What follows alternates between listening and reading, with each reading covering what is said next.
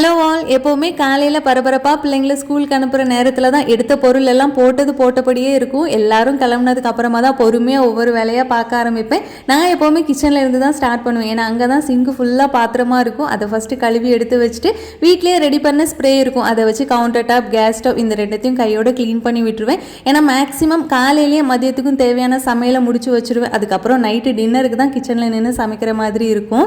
இந்த இரும்பு பாத்திரத்தெல்லாம் நம்ம ஒருக்கா சமைக்கிறதுக்கு எடுத்துட்டோம் அப்படின்னா திரும்ப உடனே அதை சீசன் பண்ணி வச்சாதான் துரு பிடிக்காமல் இருக்கும்.